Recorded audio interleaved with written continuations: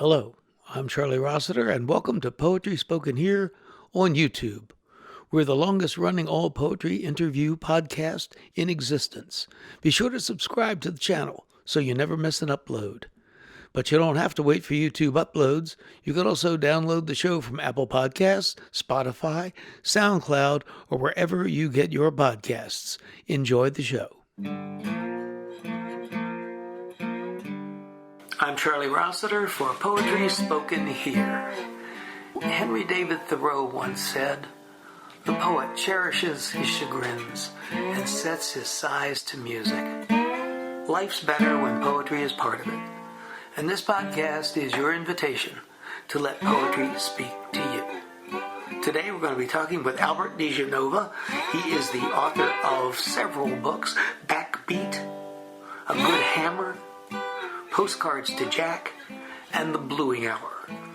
He's lived in the Chicago area his whole life and is a co-founder of the magazine After Hours, a literary magazine that focuses on Chicago poetry and Chicago poets. He also, in the summer, teaches a week-long seminar at The Clearing in Door County, Wisconsin.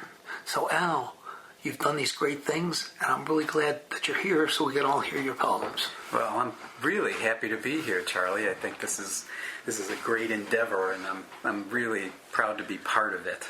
So, where do we start? With whatever poem you feel like doing. Okay. Well, I'm going to read a newer poem that's called Redemption. It's Easter, and I'm looking for resurrection in the orange jelly beans.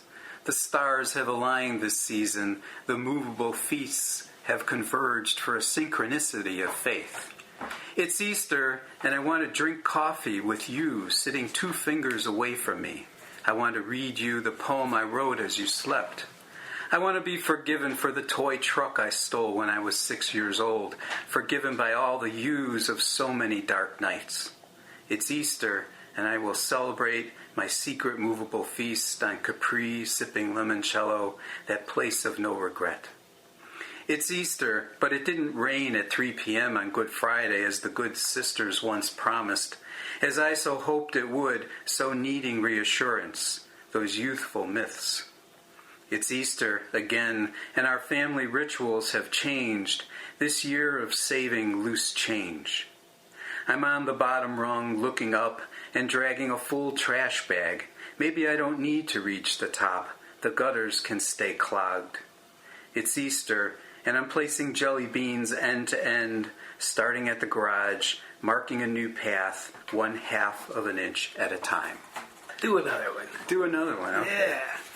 Yeah. This poem, I'm proud to say, was nominated for a Pushcart Prize this past year. And not sure if it's going to win or not, but it doesn't matter. The nominating is the good part. This one is called Among Friends. I pour the red wine, to each guest a personal toast. The eye-to-eye salute, the glass-to-glass clink, the dull sound of full crystal to full crystal that does not chime. This night, the wine is dark. A fine vintage that asks ever so discreetly, between the laughs and stories, who here this night has ever hated the morning? Who among this group of friends has thought, tonight I step over the line in front of the train? Whose chair sinks into the carpet having slipped your mooring? Easier to drink in silence, pretending to listen, staring into your friend's wife's eyes, than resisting the nagging urge to watch this repartee from the top of the stairs. Who steps into the bathroom to stare into his own wine eyes? How many bottles between dinner and morning? There are those among us empty already. Red rings stain the white satin tablecloth. So many distant planets. Was that a real party, by the way? You started thinking about Well, that, it's pieces and parts of things, but yeah, there's those times at parties when you just want to kind of step away, where the banter just gets to be a little more than you're really up for, So when it's a good time to be a poet. Yeah, yeah, and the next morning after the wine, you start thinking about what it felt like the night before. right. And where did the redemption poem come from?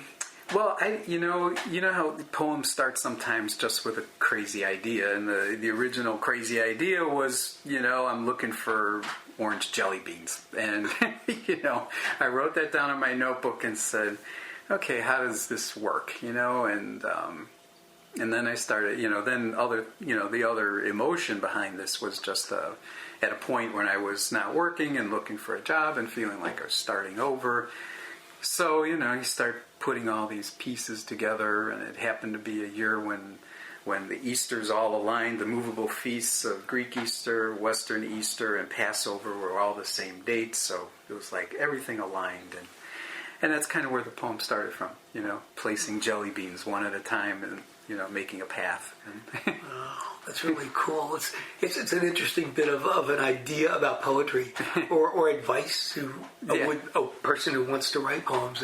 Go ahead and start somewhere and see where you spin off. Yeah, truly you don't always know where the poem's coming from. It's in there, and there's some little spark that gets it going, and then that's my style, is I like to let the poem find itself, find its own voice, Yeah. And every poem has its own rhythm, and let the line start to shape itself, and you don't always know where it's going to go. There's also a lot in there. So did that happen over many sessions writing this poem? Is it that kind of poem? Well, it went through a couple of revisions, but most of the images were in there from the beginning. I changed a few details here and there. The orange jelly beans at the beginning lost their color at the end, and there was more repetition of "It's Easter," as more of a chorus. But it felt like there was too much of that, so I cut it down a little. A little tightening here and there, but most of the ideas kind of were the original. From in the original draft. It was a matter of crafting those ideas. Yeah. All right, do another one. Okay. Yeah. When you write poems, everybody has certain recurring issues in their lives, and one thing I write about a lot is my father, and it's just the way it is. And this is another poem I'm proud of. This was placed in the Allen Ginsberg Poetry Contest that's sponsored by Patterson Literary Review. So you know how it is. You enter contests time after time, and you finally win or come close to winning anyway. Yeah. So this poem is called 1/60th of a Second.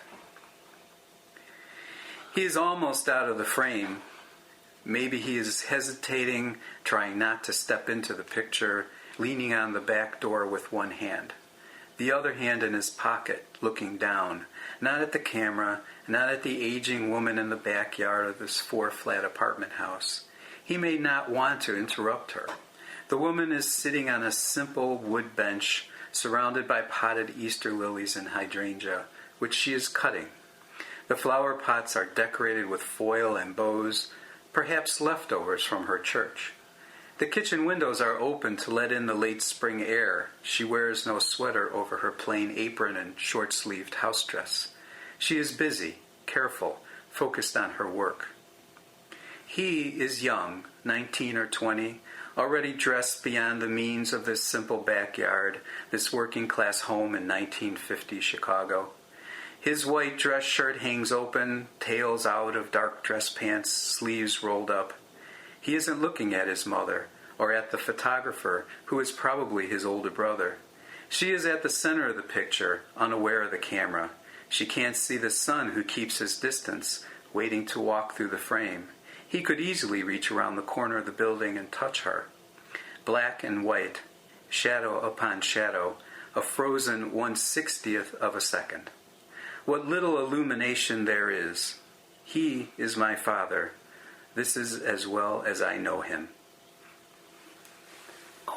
Yeah, great ending there.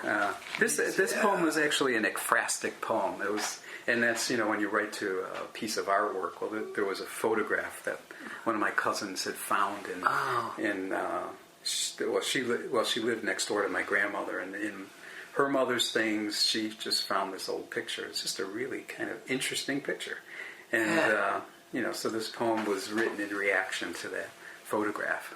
Yeah. That's cool. And as you mentioned, this is a prose poem.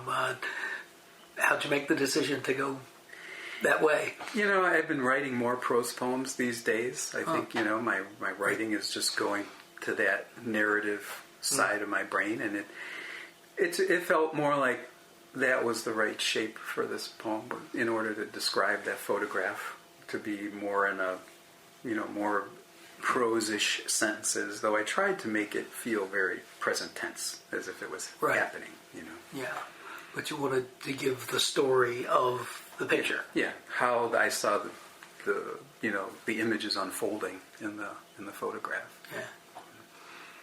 Cool. Another one. This poem is a little different. This one is this is a love poem, and this poem came from the whole idea of child mind or beginner mind. And I was reading a book by Thich Nhat Hanh, and he goes very heavily into this whole idea of the child mind, being a beginner. So this one is called "O Holy Naked Robe." In your most naked robe, my endless curiosity.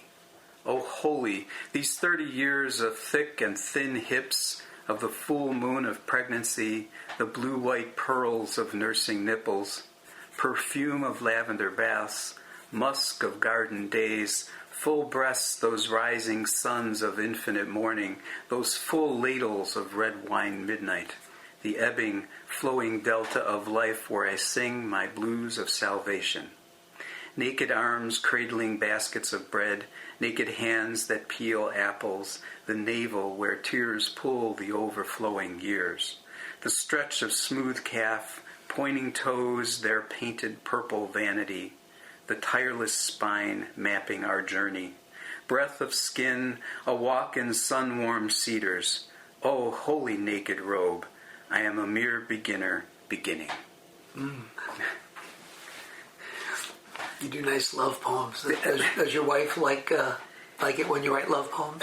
Yeah, she does. I'm just curious. Yeah, she does, and then on the other hand, then she feels like I'm telling her whole life, and when I stand up at a microphone or put this on a piece of paper and get it published someplace. But she likes it well enough. Yeah, she likes it. She knows you're an artist. You gotta do. She understands. Well, she's used to it now, so I've been doing it for so long. So she just doesn't like if I get into too much detail, but what are you going to do when you're a poet? You have to put a little detail. Gotta tell the truth. You got to tell the story. That's right. Tell it the way you see it. Yeah, true.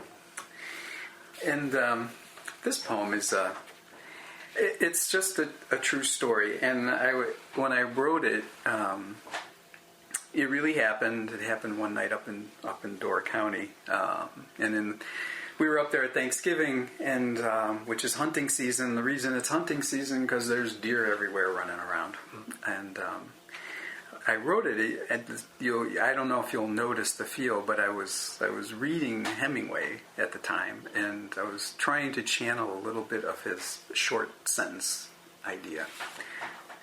And you're listening to Poetry Spoken Here. That's Albert DeGenova reading his poems for us. Thanksgiving poem. Young buck drags his hindquarters, eyes of escape, across the unlit road. Car ahead of us had swerved, turned, off the road. Our friends out of their car now, shaking, pacing. Oh geez, in a field behind the struggling, the useless legs.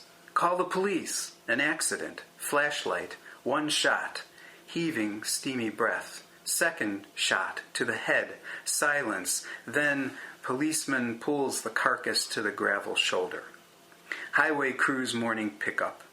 Again the moonlight, white frost, empty fields. Further up the highway, a country tavern. Our friend's son, bartender and chef, serves us whiskey, no ice, no flourish. His friends have gone for the carcass. The precious meat cannot be left to spoil.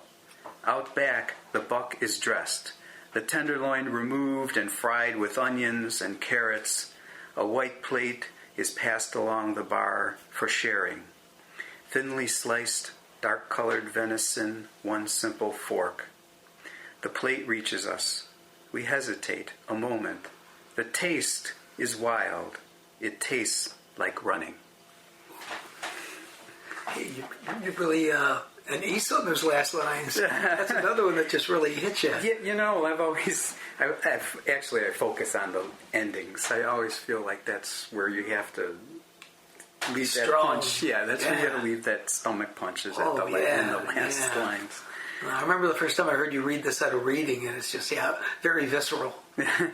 Yeah, it's true. It actually happened. Yeah. And it was Ralph Murray we were talking about, who's the poet laureate of Door County, who was driving ahead of us, and he happened to hit a deer, and it was, his son.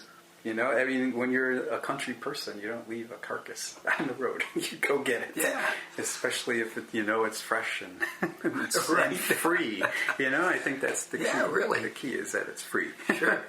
But, and I also get the idea, everybody says, oh, it tastes gamey. I always wondered what that meant. And then I tried to figure it out, and I said, well, that's what it means. It tastes like running. Okay. So...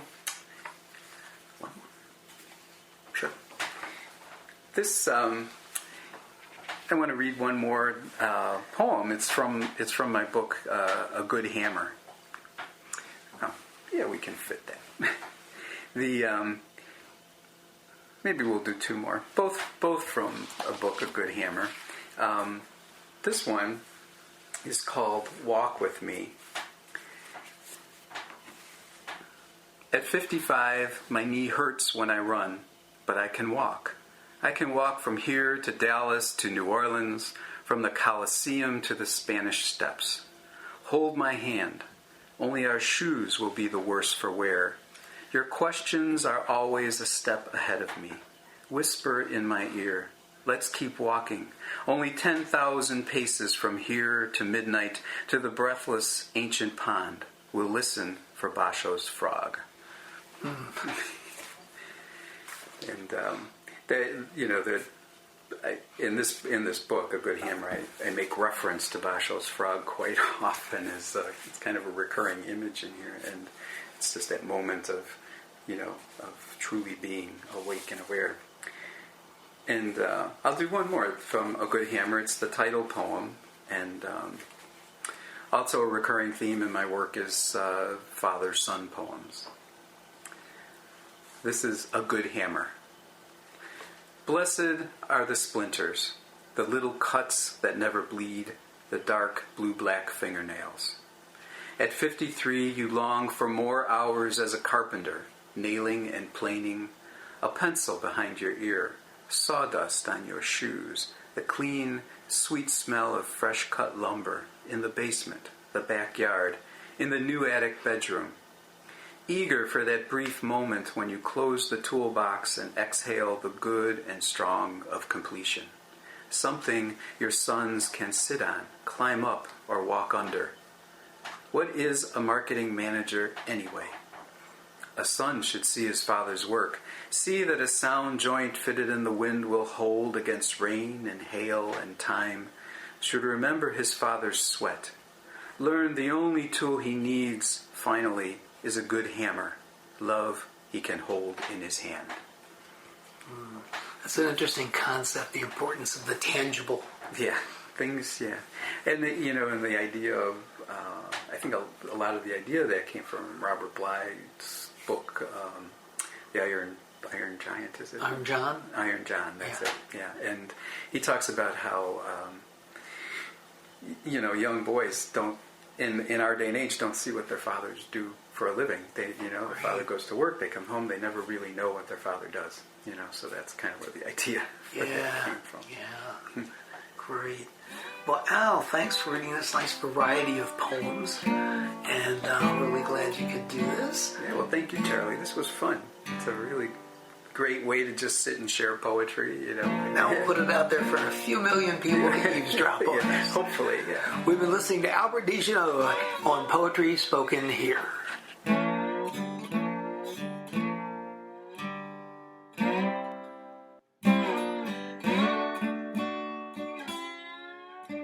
Now we're going to turn to a topic that's particularly relevant with an audio format, and that's the idea of how a poem is read.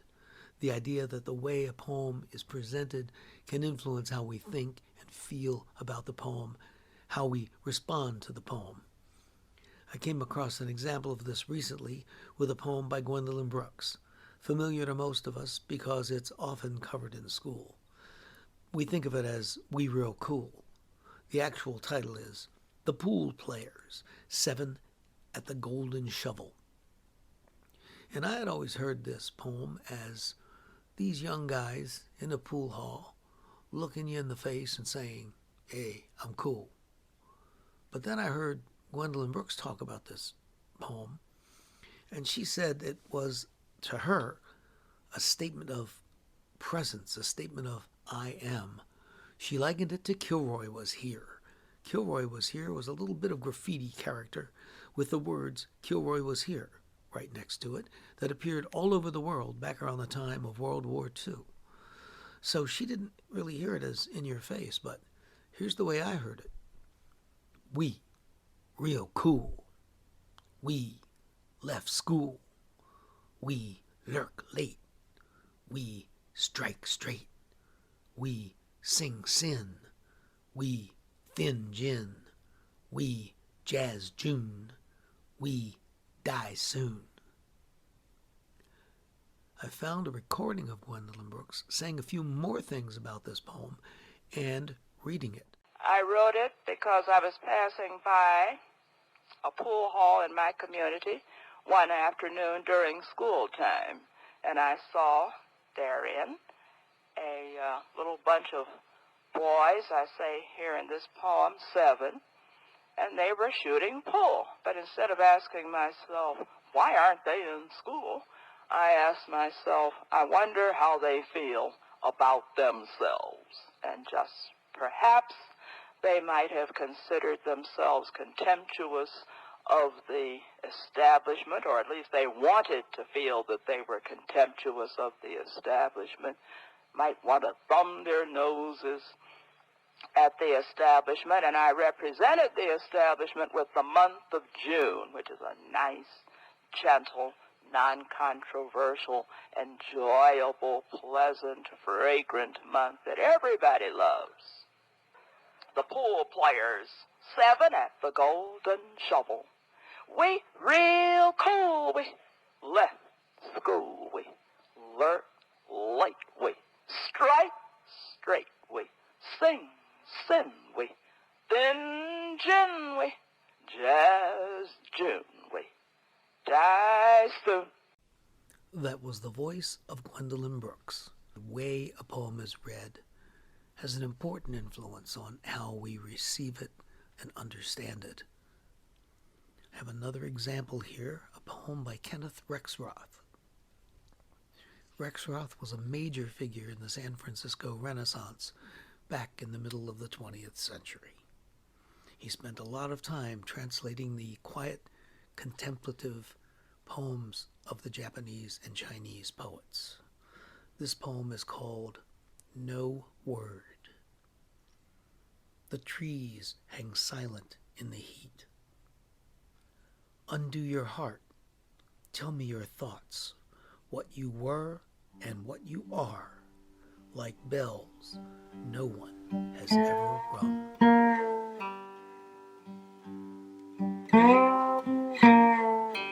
You've been listening to Poetry Spoken Here. I'm Charlie Rossiter, inviting you to join us again next time to let poetry speak to you.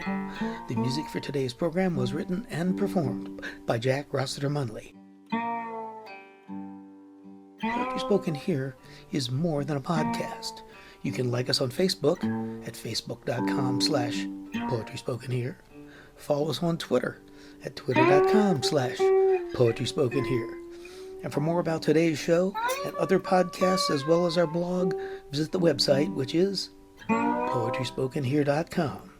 If you would like to submit your poem to be read during one of our future shows, or to give us a suggestion for future podcast topics, you can write to us at poetryspokenhere@gmail.com.